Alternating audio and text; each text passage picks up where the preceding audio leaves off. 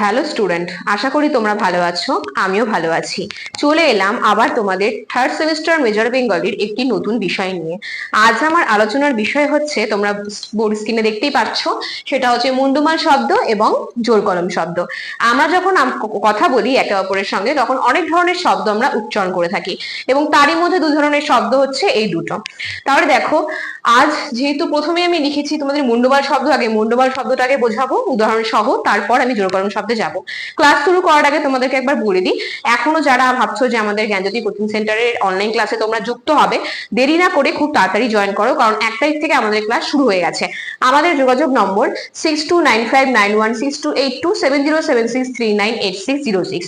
Third semester major Bengali যে ছাত্রছাত্রীরা রয়েছে, তারা দেরি না করে খুব তাড়াতাড়ি নাম্বারে যোগাযোগ করো, এবং তোমাদের কোর্স ফিস যা কিছু রয়েছে তোমাদের জিজ্ঞাসা এই নাম্বারে ফোন করে তোমরা করে নিতে পারো। ক্লাস কিন্তু 1 তারিখ থেকে শুরু হয়ে গেছে, এবং নোটস প্রদান, সাপ্তাহিক ক্লাস সবই কিন্তু স্টার্ট হয়ে গেছে। তাহলে দেখো, আমার আজকের বিষয় হচ্ছে প্রথমেই মুন্ডুমাল শব্দ। মুন্ডুমাল শব্দটা কি সেটা আগে আমাদের জানতে হবে। একাধিক শব্দ সমৃদ্ধ একটি শব্দগুচ্ছের প্রতিটি শব্দের প্রথম ধ্বনিগুলির সমাবেশ ঘটিয়ে যে শব্দ গঠিত হয় তাকেই আমরা বলি মুন্ডুমাল শব্দ। দেখো, কিছু শব্দ রয়েছে যেগুলো আমরা এখন অতিরিক্ত ব্যস্ত জীবনে কিছু শব্দ রয়েছে যেটাকে সম্পূর্ণ ব্যবহার না করে সেটা শর্ট ফর্ম আমরা ইউজ করি। তো সেটাকেই কিন্তু বলি আমরা মুন্ডুমাল শব্দ। অর্থাৎ প্রত্যেকটা শব্দের যে প্রথম যে বর্ণটা রয়েছে, প্রথম যে ধ্বনিটা রয়েছে, সেই ধ্বনি সংযোগে তার একটা মালা তৈরি করে যেটা আমরা ব্যবহার করি, সেটাকে কিন্তু বলা হয় আমাদের মুন্ডুমাল শব্দ। তাহলে দেখো, এই যে আমি উদাহরণ দিয়েছি প্রথমে একটা, সেটা হচ্ছে লঘিষ্ঠ সাধারণ গুণিতক। তোমরা সবাই জানো এটাকে আমরা শর্টে বলি লসাগু। তো এটা কিভাবে হলো দেখো, লঘিষ্ঠ থেকে ল, সাধারণ থেকে সা, গুণনীয় থেকে গয় হস্য নিয়েছি। প্রত্যেকটা শব্দের কিন্তু এখানে প্রত্যেকটা শব্দ একাধিক শব্দ রয়েছে, এখানে 3টা শব্দ রয়েছে।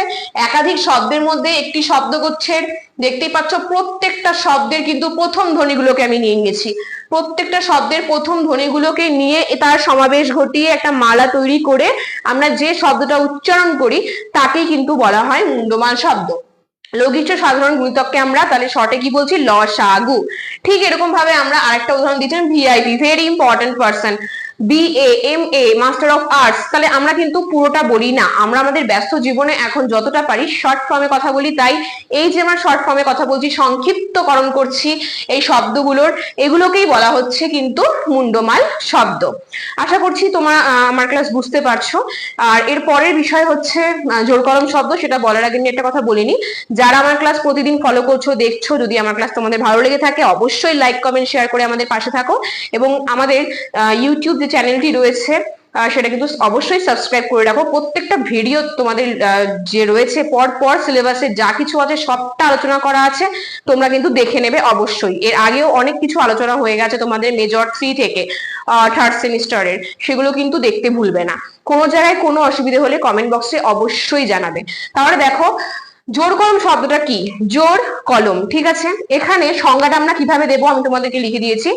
একটি শব্দের অংশ বিশেষের সঙ্গে অন্য একটি শব্দের অংশ বিশেষ জুড়ে বা সেটা বিশেষ যোগ ঘটিয়ে যে নতুন শব্দ তৈরি হয় তাকে কিন্তু বলা হয় জোর কলম শব্দ। দেখো, দুটো শব্দ থাকবে, দুটো শব্দের কিন্তু পুরোপুরি শব্দ আমরা নেব না, দুটো শব্দেরই শব্দাংশ নেব, অর্থাৎ তার একটা অংশ, দুটো শব্দেরই আলাদা আলাদা দুটো অংশ নিয়ে যে একটা নতুন শব্দ আমরা তৈরি করব তাকেই কিন্তু বলা হবে জোর কলম শব্দ। যেরকম ধরে রাখো, এখানে দিয়েছি আমি উদাহরণ একটা, ধোয়া কুয়াশা। ধোয়া যোগ কুয়াশা, তাহলে ধোয়া থেকে কিন্তু আমি এখানে ধোয়া যোগ কুয়াশা নিয়ে একটা নতুন শব্দ তৈরি হয়ে গেছে, সেটা হচ্ছে কুয়াশা। ধোয়া থেকে নিয়েছি এবং কুয়াশা থেকে, ধোয়া থেকে কিছুটা অংশ নিয়েছি, কুয়াশা থেকে কিছু অংশ নিয়েছি, নিয়ে কিন্তু আমার ধোয়াশা শব্দটা তৈরি হয়ে গেছে। এটাকে আমি বলবো জোর কলম শব্দ। এছাড়াও আরো দুটো উদাহরণ দিচ্ছি, যেমন হাঁস সজারু, হাঁসজরু, বক কচ্ছপ, বকচ্ছপ। এই যে এই শব্দগুলো হচ্ছে, এগুলো কিন্তু একটা শব্দের কিছুটা অংশ, অর্থাৎ শব্দাংশ, বা দুটো শব্দেরই পূর্ণ শব্দের শব্দাংশ নিয়ে আমরা যে নতুন শব্দ গঠন করছি সেটাকে কিন্তু আমরা জোর কলম শব্দ বলছি। তাহলে দেখো, আজ আমি তোমাদের সামনে আলোচনা করলাম হচ্ছে জোর কলম শব্দ এবং মুন্ডুমাল শব্দ কাকে বলে এবং তার উদাহরণ সহ ব্যাখ্যা। আশা করছি তোমরা আমার ক্লাস বুঝতে পারছো। যদি আমার ক্লাস তোমাদের ভালো লেগে থাকে অবশ্যই লাইক, কমেন্ট, শেয়ার করে আমাদের পাশে থেকো, কারণ তোমাদের এক একটা লাইক, কমেন্ট, শেয়ার কিন্তু আমাদের কি হয়, প্রেরণা যোগায় আরো ভালো কাজ করার জন্য। তাহলে আজকে এত পর্যন্তই। নেক্সট ক্লাসে আবার দেখা হচ্ছে একটি নতুন ভিডিও নিয়ে। ধন্যবাদ।